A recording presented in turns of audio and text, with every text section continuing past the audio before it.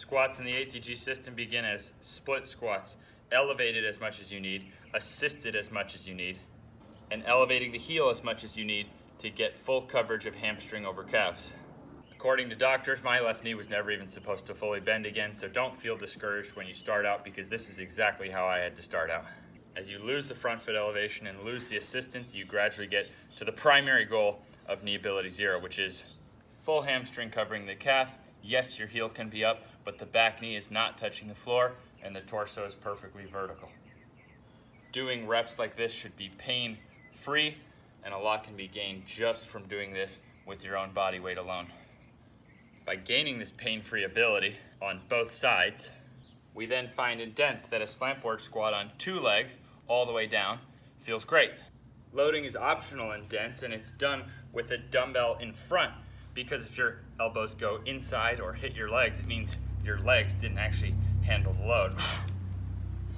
And this is allowed with up to 25% of your body weight in additional load. And at the same time as we use the slant board to get that full bend, we start working our ATG split squat towards getting the heel down. And I find that the stronger you are, the more loading may actually help you achieve that goal. So in dents, I even allow up to 50% of your body weight on your ATG split squat. All of this eventually results in the ability to squat ass to grass without rounding the back. To which you may add load, and to which I recommend adding bands to that top half, because the bottom half is actually gonna be the same difficulty, but the top you're stronger. I want you working the whole range. All the while remembering 3 key things. Number 1, loading is optional. My mom is 66 and she's able to do every program with her body weight alone.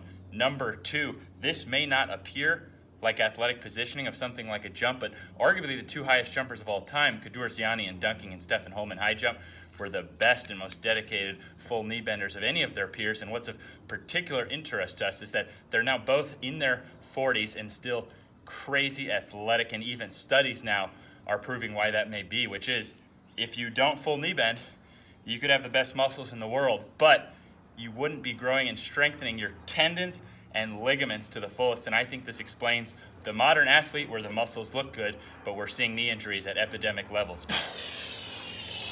And 3, that even though I believe the squat is the king of exercises, the squat is only one component, and the secret to bulletproofing is being strong from one side to the other, as in the split squat, and from one side of each joint to the other side, as in your squat compared to your Nordic. Then how hard you can put force into the ground versus picking back up your own leg, because the glutes and hamstrings are great, but the number 1 difference between regular humans and elite sprinters is actually the size of the hip flexors. So strength training for bulletproofing is not one thing, it's 4 things. It's strength from one pair of joints to the next pair of joints, from one side of the body to the other side of the body, from one side of a joint to the other side of that joint, and through the full God-given range of motion. And even though no studies have been done on just about anything in this video, if I can go from entering my 20s already with knee surgeries, having never once grabbed a basketball rim. Literally, I don't know if he could touch the rim with his fingertips with no basketball or anything else. Ridiculed for how slow I was. To now having over a 40-inch vertical and some of the most bulletproof knees in the world, I think we all have athletic and longevity potential way beyond what exercise science has predicted.